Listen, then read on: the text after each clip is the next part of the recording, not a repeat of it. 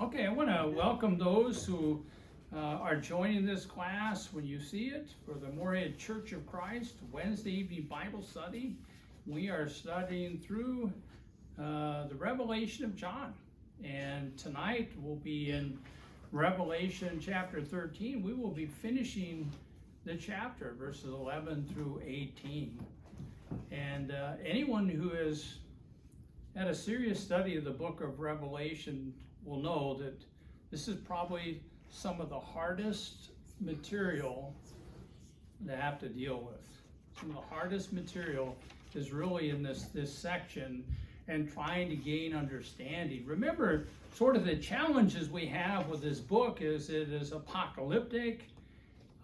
It is a book that is full of symbols and imagery, and it really is like a coded message to Christians in the first century about the great suffering that they're going through, and not just the first century, but those first few centuries. And what we have is, at the beginning of the book, is we have John seeing the visions. We have explanations about the visions, and as we get into the book, we have very little that is explained, which requires us to continually sort of recognize the material that we have in the context in which it was said, so that we can sort of walk away with an appropriate interpretation. Otherwise, we could essentially be all over the page in terms of guessing what it means. But we'll go here with a sort of review of where we're at here to start out with. In the vision the Apostle John saw in chapter 12, there was a battle between Satan and his angels with the archangel Michael and the angels of God. And Satan, along with his angels in this battle, are defeated. And after the battle, Satan and his angels are cast to the earth. At the end of chapter 12, Satan, the dragon, went off to make war with the rest of the woman's children, that is, Christians. In the first half of chapter 13, verses 1 through 10, the dragon, we see here with the devil, is watching a ferocious beast coming up out of the sea. And the dragon gives the sea beast his power and his throne and great authority. And this evil beast, in verse 7, makes war with the saints. And this beast clearly is representative of imperial Rome. So in Revelation 13, 11 and following, in the vision, John sees another beast emerging. And so we want to read 11 through 18. So Jenna, if you want to read 11 through 14. Dean, would you be interested in reading? What's that? What part? Revelation 13, 15 through 18. 15 through 18? Yep, so Jenna's going to read 11 through 14, then you'll do 15 through 18. Okay? And I saw another beast coming up out of the earth, and he had two horns like a lamb, and he spoke as a dragon. And he exercises all the authority of the first beast in his presence. And he makes the earth and those who dwell in it to worship the first beast, whose fatal wound was healed. And he performs great signs, so that he even makes fire come down out of heaven to the earth in the presence of men. And he deceives those who dwell on the earth because of the signs which it was given him to perform in the presence of the beast, telling those who dwell on the earth to make an image to the beast who had the wound of the sword and has come to life. And it was given to him to give breath to the image of the beast, so that the image of the beast would even speak and cause all who do not worship the image of the beast to be killed. And he causes all, the small and the great, the rich and the poor, the free and the slaves, to be given a mark on their right hands or on their foreheads. And he decrees that no one should be able to buy or sell except the one who has the mark, either the name of the beast or the number of his name. Here is wisdom. Let him who has understanding calculate the number of the beast. For the number is that of a man, and his number is 666. All right. Okay, so we're going to look at this, and I always like to sort of start out with what the premillennialists believe, just so you have that perspective. Again, most of the people that we run into that are sort of evangelical Christians, this is what they believe. So they believe that this is a premillennial application, which means none of this has happened yet. It's way out in the future after the rapture. And after that rapture, during the 7 years of tribulation on earth, this stuff is going to take place. Okay? So Hal Lindsey, in his commentary on the book of Revelation called There's a New World Coming, says, quote, "The second beast emerges from the land that belongs to Israel, and I believe he will be a Jew. The second wields religious power, and for that reason he is also called the false prophet. He'll amalgamate all religious systems into one counterfeit one. His two horns are like a lamb, showing that his personage will try to imitate the real lamb, Jesus Christ. Millions of people will fall for his deception and honestly believe this false prophet to be the long-awaited Jewish Messiah," unquote.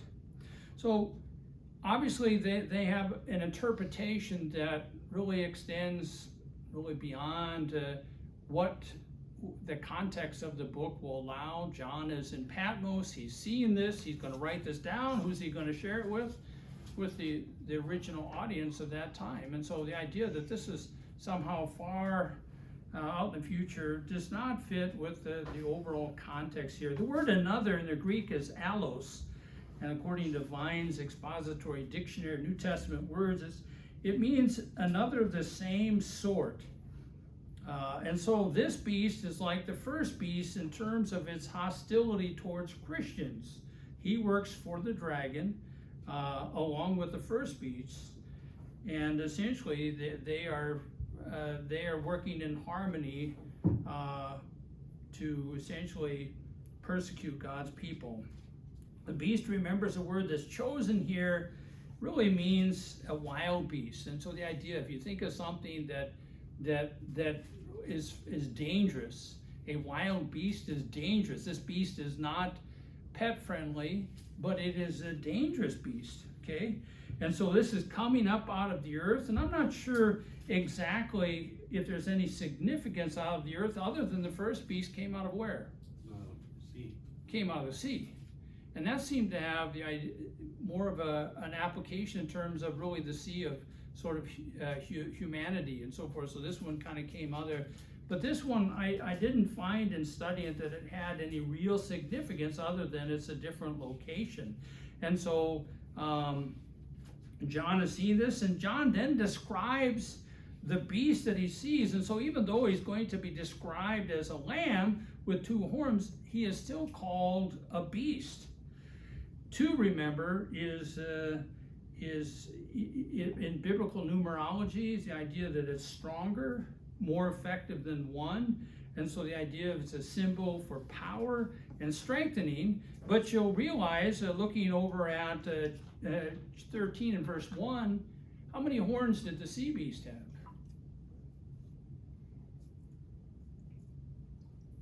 10. Okay, so it had 8 more horns, which really tells us that the first beast really is more powerful than the second beast. The first beast, of course, is something, remember, that it resembled sort of the idea of a leopard and a bear and a lion and all that. This one represents a lamb. And so this one here may not be as ferocious when we compare the two as the first one. Horns, of course, remember that they denote strength. And it's really the idea of power. And so that's what the horns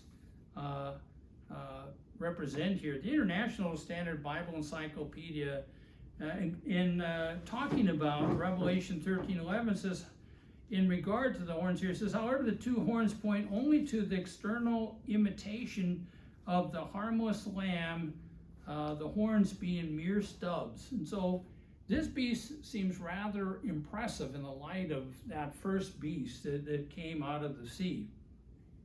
A lamb, of course, is the same thing here in Greek as a sheep. Sheep is known to be a submissive animal, and quite quite commonly looked upon from a biblical standpoint as sort of a sacrificial animal. So this animal is a beast, and yet because it's a sheep, it appears somewhat harmless. But as we know, sometimes things can look deceiving. Okay, because what's unique about what is said that John sees about this?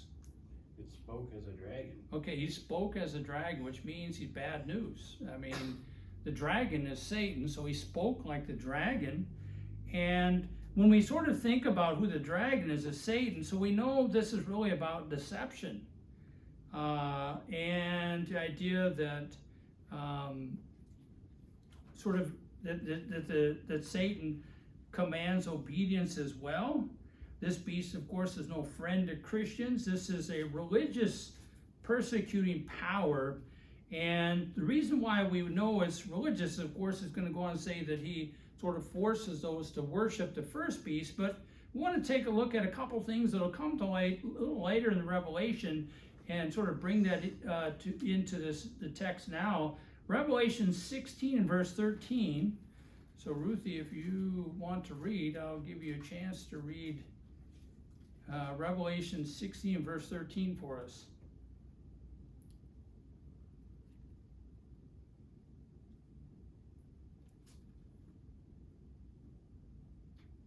And I saw 3 unclean spirit-like frogs come out of the mouth of the dragon, and out of the mouth of the beast, and out of the mouth of false prophets. Okay, thank you for that, Ryan. If you could read for us Revelation 19 and verse 20. Okay. And the beast was seized, and with him the false prophet who performed the signs in his presence, by which he deceived those who had received the mark of the beast, and those who worshipped his image. These two were thrown alive into the lake of fire, which burns with brimstone. Okay, so what we're going to see as this goes on is going to talk about the first beast, the sea beast, but instead of referring it to the earth beast, or the beast that came out of the earth, it refers to this other beast as a false prophet. And so this adds to the idea that we're talking about a religious persecuting power. Obviously, this is not a false Messiah, as was stated by Hal Lindsey, that's supposed to join forces with the Antichrist during the tribulation period, because there's no rapture. Christ is only coming back a single time for a second coming, not twice for a second coming. When Christ comes back again, it's the end of the age. There's no room for a rapture. Okay? So now we want to really consider who the earth beast is. So we sort of got somewhat an idea of a religious persecuting power, but now we've got to sort of figure out what exactly that power might be. Any guesses before we kind of get into a larger discussion about that? Okay? All right.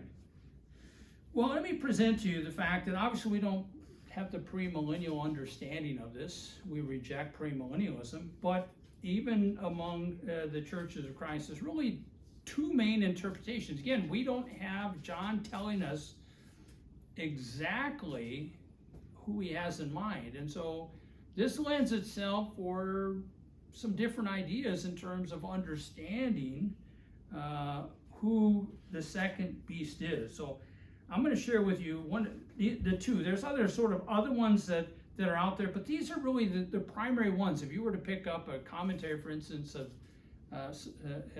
written by a member of the Church of Christ, this is pretty much, you're going to follow in sort of one camp or the other. So the first main interpretation is, of course, that this sea beast is Imperial Rome, and that the earth beast is the papacy of the Catholic Church. The papacy of the Catholic Church has an abusive history in persecuting their followers for defying the supreme rule of the Pope by calling out those essentially disgruntled followers calling out the church for things such as the sale of indulgences, for translating the Bible in a language that the common people could read and understand.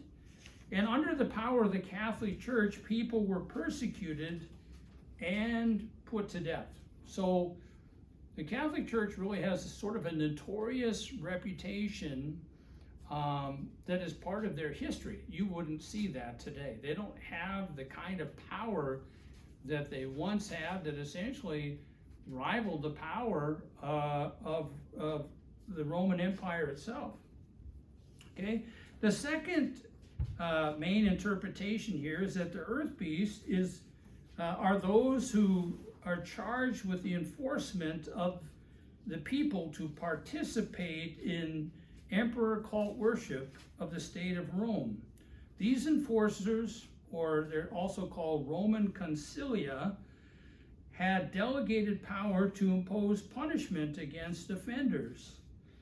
And I believe that the earth beast is the Roman concilia and not the papacy of the Catholic Church. One of the biggest problems with it being the papacy is what?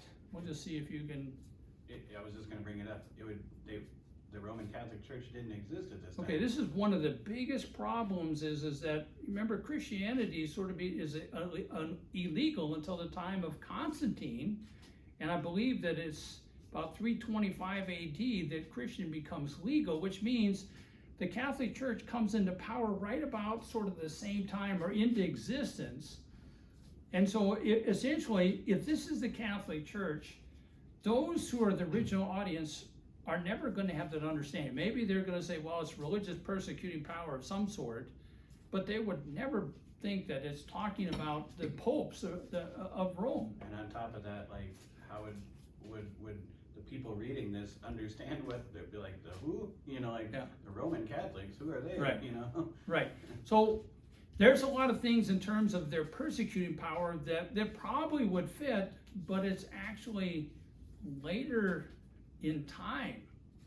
Once they sort of have a power, they have a structure that's going to be similar to the power structure of Rome, and of course the emperor is the highest office. Well, in the Catholic Church, it is very much side by side the same thing. They're different offices, but you have the Pope, which is equivalent to the Emperor of Rome, and so it's very tempting to probably say, well, this seems like it would fit. The problem is that this man-made church does not come into existence until a few centuries later, and it really doesn't amass the power it has until sometime after that.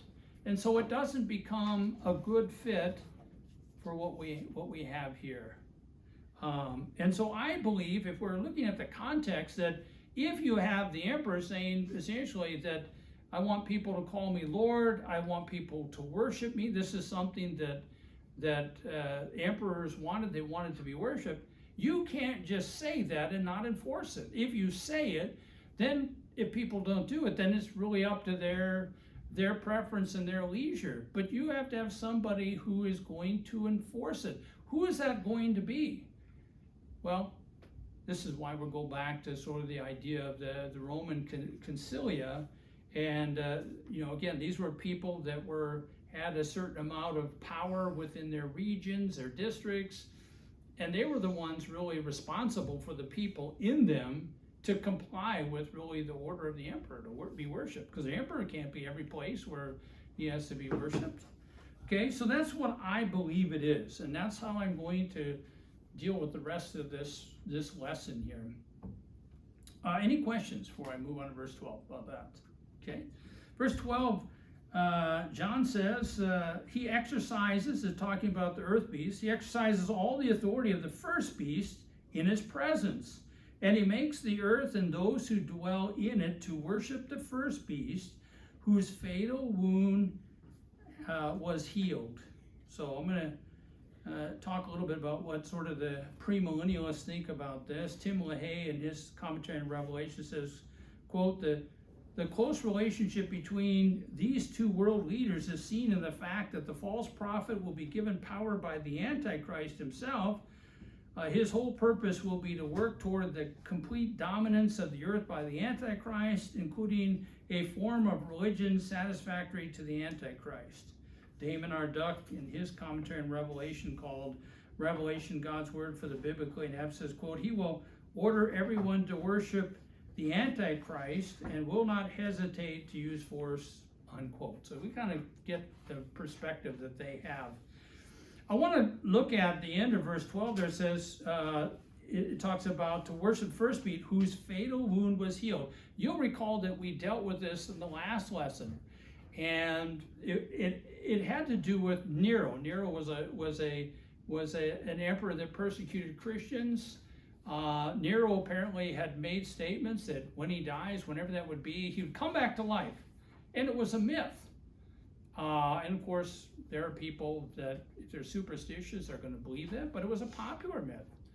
And so, as I addressed this in the last class, there were no persecuting emperors after Nero until the time of Domitian. And so when Domitian came into power, people believed that this was sort of a resurrected Nero, since he was acting in the same way. I'm not saying it's true, but I'm just sort of saying that they believe that Domitian was really sort of a resurrected Nero, okay? He exercises, so it's about the earth beast, exercise all authority of the first beast in his presence. And so the idea of he has power, he has authority. This beast has the power over the subjects living in the Roman Empire. However, his power is subordinate to the first beast. Clearly, there's a different rank structure. You have the dragon that's the most powerful, and essentially he is giving power, verse 2 of chapter 13, to the sea beast, which is the imperial Rome, and then you have the earth beast, who has sort of less in power than the first two. It says, it has the phrase here, all those who dwell on the earth, and this helps us to really understand who's in mind here. And so this phrase is descriptive of the enemies of God. We saw that back in Revelation 11, verse 10, now here in chapter 13, verse 8, again in verse 14, and we'll see it again in chapter 17. Only the ungodly would worship the emperor as God, even if they didn't personally believe it. We can't say that all of those who were pagans, they had their own gods when they were conquered. They were added to the Roman Empire. They believed in polytheism. They worshiped multiple gods. Okay, yeah, all right, we got to worship the emperor. If not, we'll get in trouble. All right, we'll go there. We'll give a little incense. We'll acknowledge that Caesar is Lord. Then we're done. We'll go home. We'll go on with our lives. And so when it uses this phrase, all who dwell on the earth, or those who dwell on the earth, it is really descriptive of those who are enemies of God.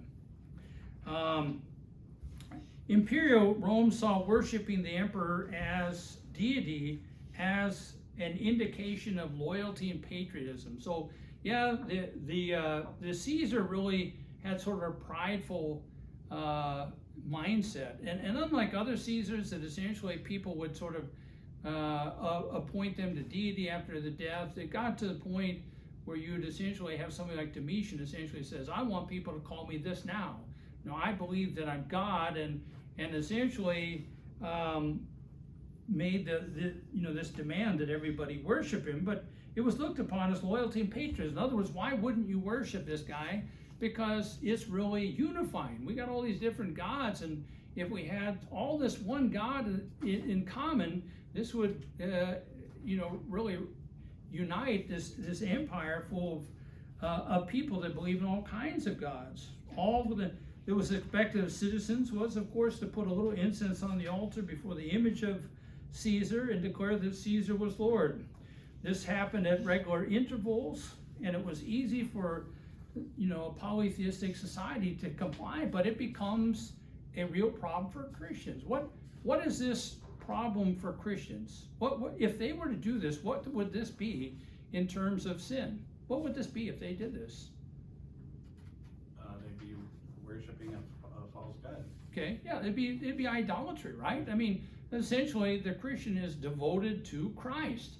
The Christian is devoted to Christ alone. Christ is the only God, and we talk about that. We're talking about the Trinity, of course, all that together. But the idea that somebody would make this a demand, a Christian who is faithful will not do this because they see it for what it is. This is idolatry. We're not going to do it. Even though it seems like a relatively small thing, it is not being faithful. And of course, in the book of Revelation, they're to be faithful until death. And so the faithful Christian would never do this. In verse 13, talking about the earth beast, it says, he performs great signs so that he even makes fire come down out of heaven to the earth in the presence of men. Now, the premillennialist Hal Lindsey, in his commentary on the book of Revelation, says, quote, through satanic power, he makes fire streak from the sky to the earth in sight of an astonished onlookers.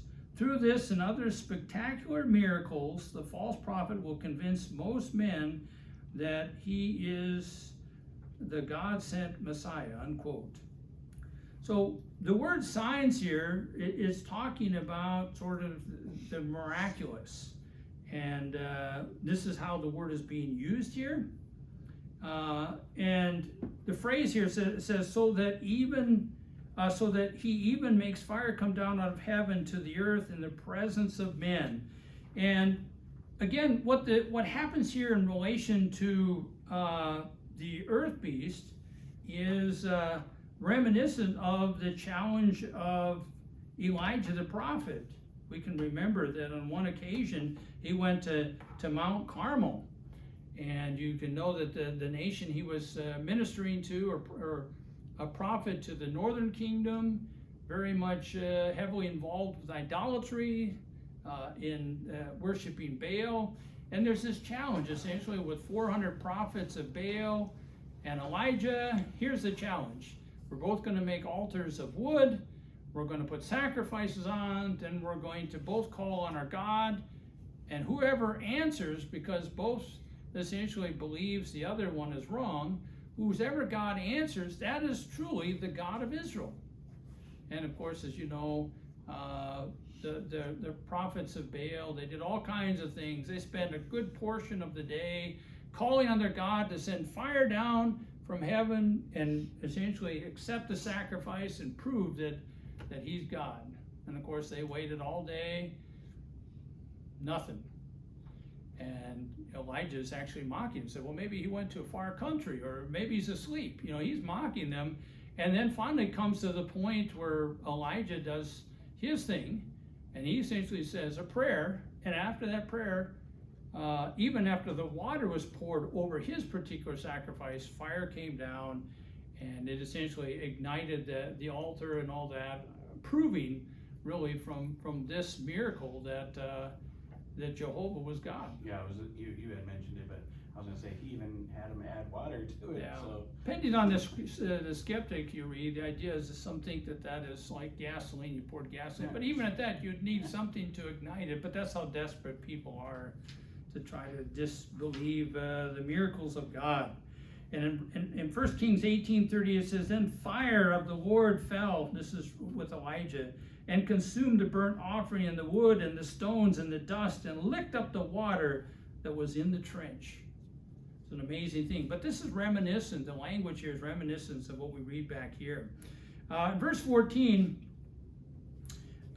it says, and he deceives, talking about the earth beast, and he deceives those who dwell on the earth because of the signs which it was given him to perform in the presence of the beast, talking about the sea beast, telling those who dwell on the earth to make an image to the beast who had the wound of the sword and has come to life. Now, a couple of quotes from premillennialists here. Tim LaHaye in his commentary on Revelation says, quote, the false prophet will cause an image of the Antichrist to be built and will have power to give life unto the image of the beast.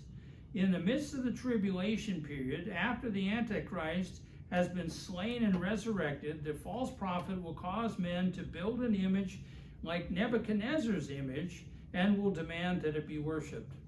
when you read this stuff, it's almost ridiculous in relation to the reality of the book of Revelation. It's sort of like, how could you get so far off the track? Because you're essentially making the Bible look ridiculous. Hal Lindsey, in his commentary, There's a New World Coming, says, quote, "Where do you suppose the image will be erected?"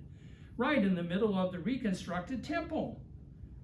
And so this is what he has to add to that. Premillennialists see this as a fulfillment of what was spoken by the prophet Daniel in Daniel 9:27 and quoted by Jesus in Matthew 24 verse 15 in the abomination of desolation. Well, the abomination of desolation was, in context of Matthew 24, the destruction of Jerusalem and the temple. It had nothing to do with the Antichrist that's got to come way out in the future yet, and all of the things that are going to happen with that. It is really abusing that text to make it say that. All right, so we're looking at the words here, "And he deceives those who dwell in the earth because of the signs which it was given him to perform in the presence of the beast." So since what John sees is a vision, in other words, we got to keep that in mind. Sometimes if we lose track of seeing a vision, we're going to fall into the trap of trying to figure out sometimes, is this really literally going to happen? And I'm putting that out there because it is difficult to say whether or not these were actual miracles, okay? So since what John sees is a vision of an earth beast, this is not to be taken literally, but symbolically. The beast represents the earth beast represents the Roman Concilia, which is in charge of enforcement of emperor worship. And the miracles, are we to understand them as actual, or are they fake in order to impress and to encourage adherents to worship the emperor? So I'd like us to look at the book of Acts chapter 8, because something similar here kind of fits with the idea that some of this may just sort of be the worship, the idea of sort of what was going on with the worship to the emperor was sort of staged and made up. Okay, so we're going to read Acts chapter 8. I'm going to read 4 through 13, so it's a little bit longer read, but it says, "Therefore those who had been scattered went about preaching the word. Philip went down to the city of Samaria and began proclaiming Christ to them. The crowds with one accord were giving attention to what was said by Philip as they heard and saw the signs which he was performing. For in the case of many who had unclean spirits, they were coming out of them shouting with a loud voice, and many who had been paralyzed and lame were healed. So there was much rejoicing in that city. Now there was a man named Simon, who formerly was practicing magic in the city and astonishing the people of Samaria, claiming to be someone great.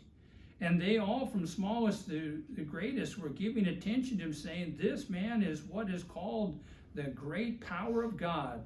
And they were giving him attention because he had for a long time astonished them with his magical arts, or his magic arts.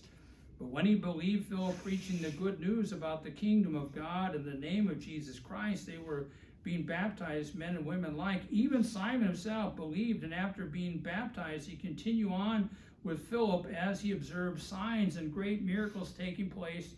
He was constantly amazed."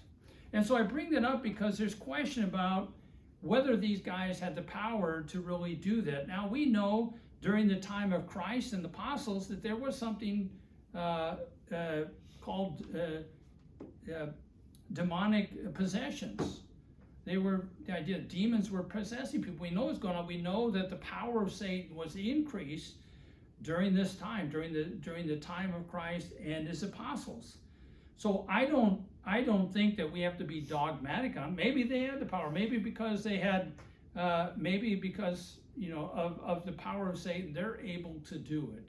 But again, this is a vision. I was going to say, and even if you go back even farther, Egypt, the Pharaoh had his people that could do a lot of magical stuff too. So I mean, Yeah. Granted, that was a lot farther back then, Right. but I mean, they were able. But they were able to at least do some things. Mhm. I don't think that we're forced either way. I mean, the text says he does, but the text is also describing what happens in a vision.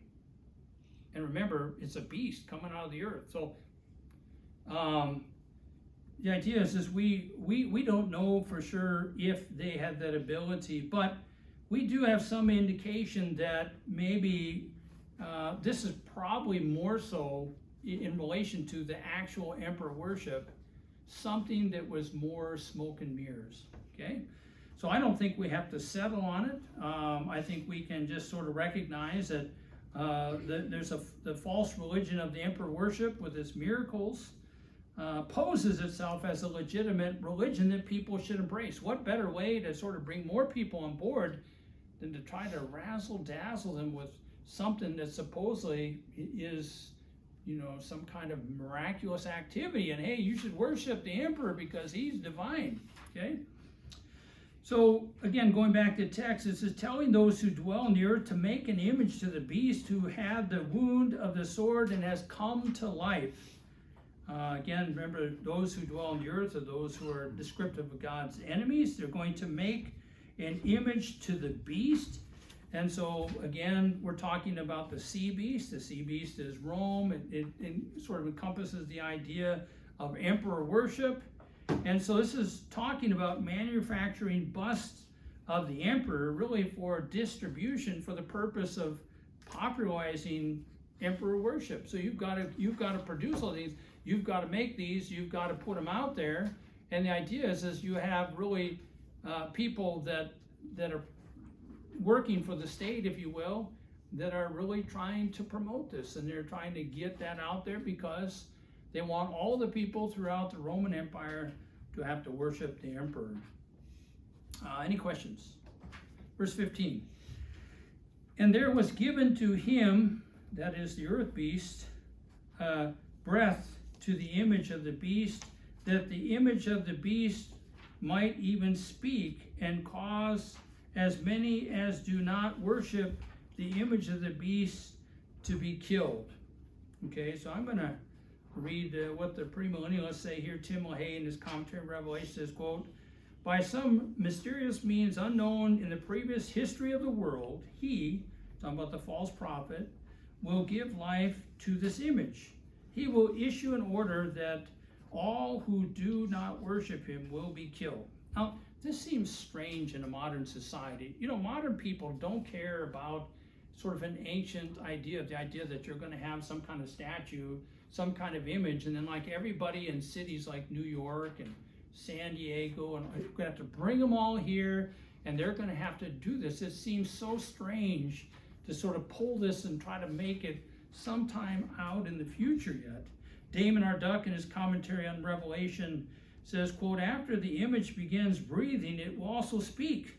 Whether that will be an act of ventriloquism, demon possession, computers, or something else is left unsaid, but nevertheless, we know that it will be a convincing performance, unquote. So if this is talking about deceiving emperor worshipers, in other words, the miracles aren't real, about the legitimacy of the divinity of the emperor, the miracles are something here that we want to consider here. J.W. Roberts in his commentary, it's a Brotherhood commentary, the Revelation of John says, quote, a reference probably to ventriloquism or to the device, the means of which have been discovered by modern archaeologists of piping the human voice between the altars bearing the statues of the gods. These and other forms of magic were widespread in the ancient world. Their purpose is explicitly stated as to the cause those who will not worship the image of the beast to be slain. And so the idea is that they would go through these things to sort of stage this. The idea that the image is actually talking. What he's saying is the image said, well, you're not going to bow down to me. You must die. Oh, okay. You know, so the idea that they would use tactics like this to really encourage more followers. And so they would go and, you know, I was there. And that spoke to us, and here's what it said, and so we should do this or that or whatever it says. And it really sort of enhances the goal of getting more worship. In verse 16, it says, and he causes all the small and the great and the rich and the poor and the free men and the slaves to be given a mark on their right hand or on their forehead. So Hal Lindsey says, in his commentary on Revelation, says, all beast worshippers will be compelled to receive a distinguishing mark, perhaps a tattoo visible only under ultraviolet light on their right hand or their forehead, unquote. Damon R. Duck, in his commentary on Revelation, he's got a number of different other people, their premillists on there, and he quotes Jack Van Impe from his book On the Edge of Eternity. Jack Van Impe says, could information embedded in tiny biochips be the personal end-time ID code we are warned of in the Bible? Scripture tells us that in the future, a one-world system of government will require every person to receive a mark in his or her right hand or on their foreheads. So some of this is very, it just sort of lends itself to all kinds of speculation, wild ideas as to what this mark is.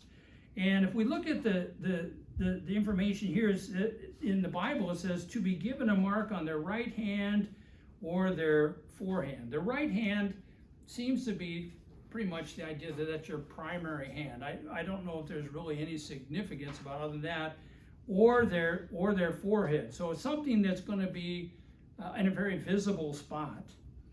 The mark here, the Greek word, means, according to Vine's Expository Dictionary, denotes a stamp, an impress, a translated mark. Art Gingrich, Greek English Lexicon, says a mark or stamp engraved, etched, banded, cut, imprinted. And Thayer's Greek English Lexicon says a stamp, an imprinted mark of the mark stamped on the forehead or right hand as a badge of the followers. So now we have to sort of think about whether or not the mark of the beast is actual or symbolical. In other words, do they actually have a stamp? Okay. Now, before we go to that point, we got to again remember that this is a vision, right? And we really have help from previous things that we've studied in the book of Revelation. So let's go back to chapter 3. Revelation chapter 3. And we just want to read 2 verses here. In verses 11 and 12. Janet, you have that? Okay. So he's talking to the church there in Philadelphia. Okay. I am coming quickly. Hold fast what you have, in order that no one takes your crown. He who overcomes, I will make a pillar in the temple of my God. And he will not go out from it any more. And I will write upon him the name of my God, and the name of the city of my God, the New Jerusalem, which comes down out of heaven from my God, and my new name. Okay. So here we have some kind of information here about the name being sort of bearing a name.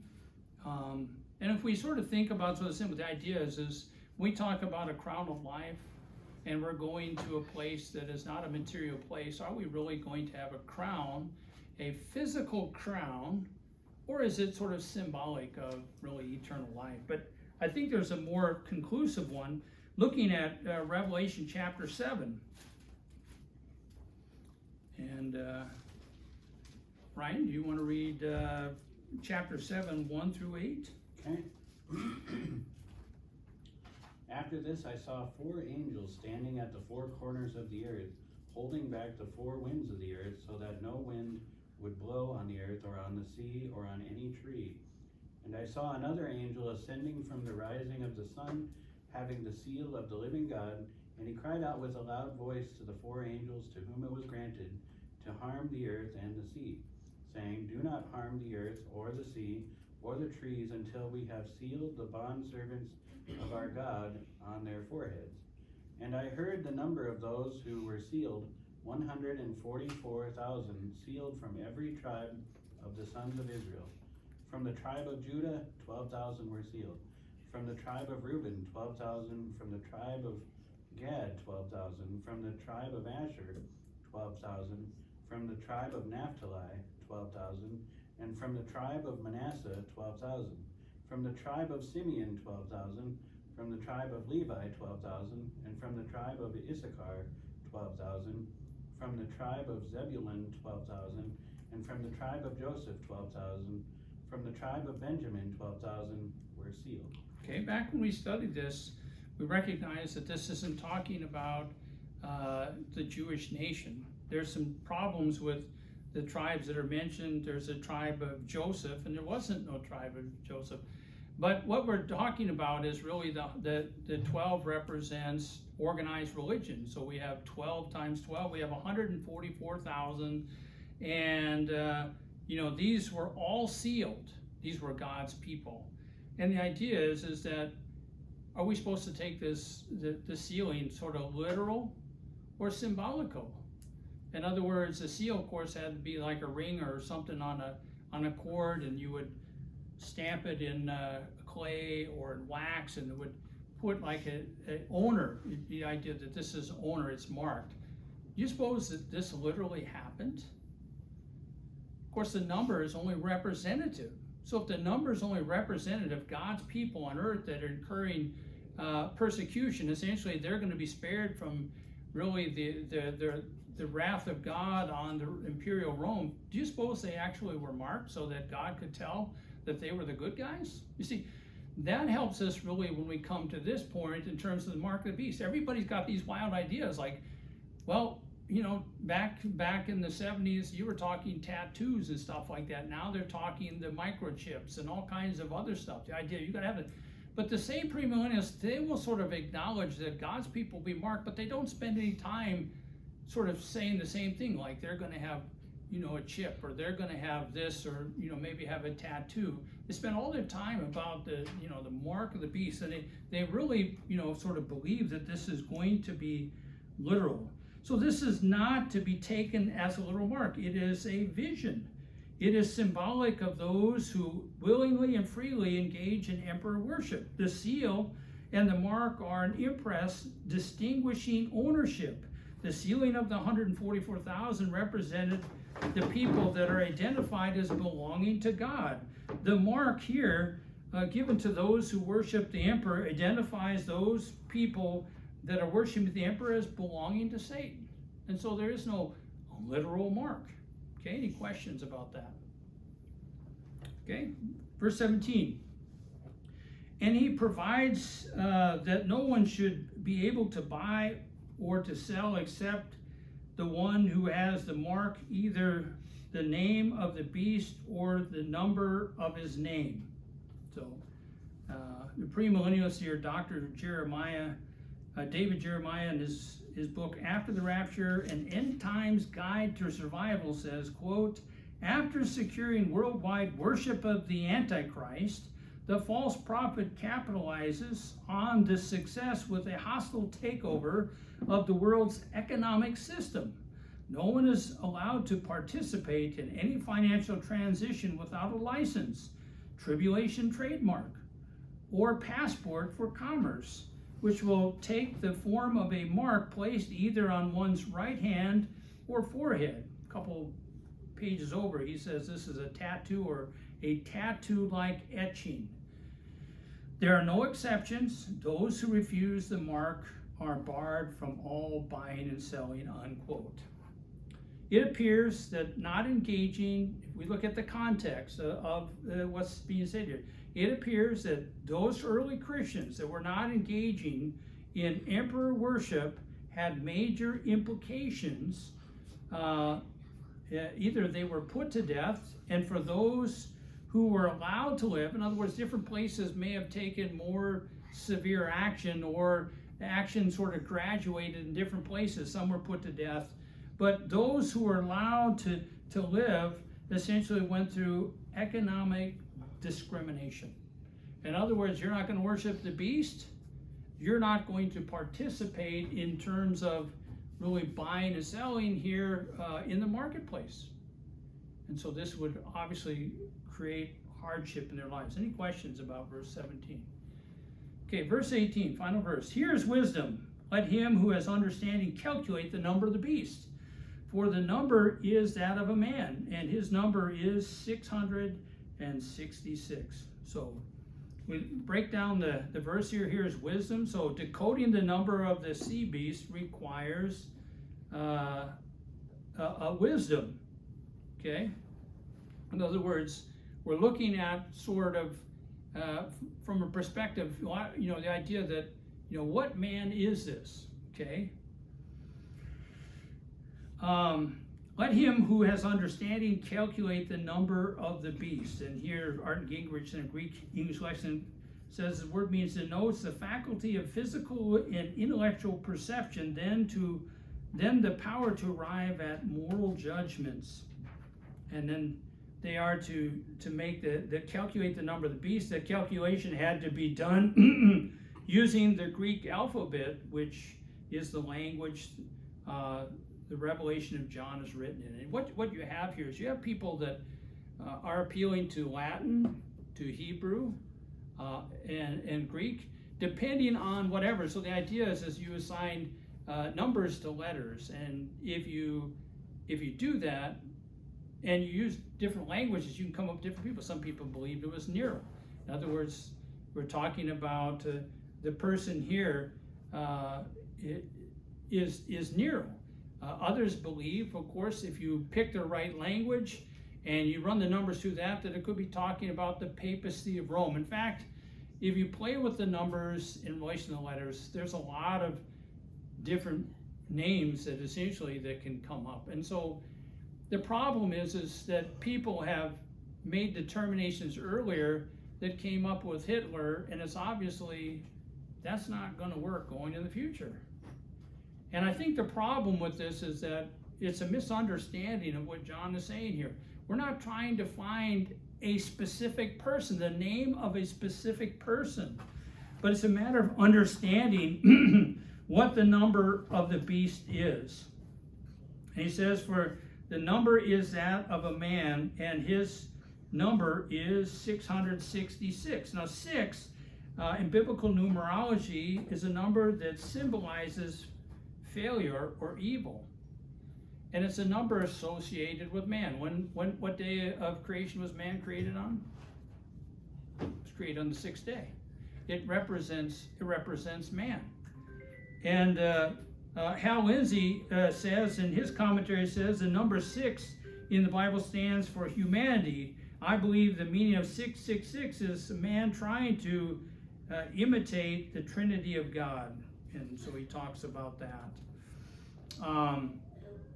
But we want to recognize that that the mark of the beast is spoken in other places, and we're getting kind of cut on time here. But I want to explain it a little bit better. The mark of the beast will be spoken about in Revelation 14:9, 14:11, 16:2, 19:20, 20 and verse 4. Probably as I looked at studied this and considered a number of different things, the idea that people would sort of think that we've got to come up with one of the emperors, and so it's got to be defining one of the emperors, or depending on your sort of sway and how you look at it, well, it's got to be talking about the Pope and Rome. Okay, that's going to lead us to trouble because we're trying to find one individual, and we're missing the whole point of this, is that he's talking about sort of human in general. Okay, and I like the explanation here that Homer Haley had on his commentary in Revelation. I'm not going to read all of it, but I'm going to read a part here that makes a lot of sense. He says, when John adds, it is the number of man, he omits the indefinite article before man, thereby indicating that he has no particular individual in mind. He is saying that the number represents that which is human. It is therefore a human number. Since the apocalypse abounds in symbolic use of numbers which express ideas rather than persons or literal quantities, the same principle should be followed in the interpretation of this number. So 6, which falls below the sacred 7, can never be 7 or reach perfection. Therefore, it symbolizes the imperfect, that which is human and destined to fail. 666 is the completeness of doom and failure. In these comments, it has been concluded that the first beast represented the Roman Empire in its powerful opposition to the kingdom of God. It epitomized the sum of the world's political opposition to God and righteousness for all time. It was further concluded that the second beast symbolized the pagan priesthood, or the commune of the emperor cult, backed by the political power of the empire. This also, in turn, generally represented all false religions since the fall of the Roman pagan system. It is now concluded that the number of the beast, 666, stands for the complete and total failure of all human systems and efforts antagonistic to God and his Christ. All are doomed to ultimate complete defeat and failure. This explanation is in harmony with the theme and the purpose of Revelation, unquote. Any questions? Does that seem to make sense? Does that seem to make sense? So much sense more than the idea that this has got to be somebody in particular, because people keep guessing at who this individual is, and as time goes by, people die, all those guys can't be it. So we'll run the numbers, we'll go through a different language, and we'll try to figure out somebody else, and we're missing the whole point that the numbers symbolize something, and that they're not trying to point to some mysterious individual. If you can figure out the numbers, then you're going to identify who this is that he's talking about. Okay, no questions? If not, then we will conclude with prayer. I want to thank those who joined us for our Wednesday evening class. Lord willing, there'll be another video a week from today. God bless you, and hope you'll continue to watch.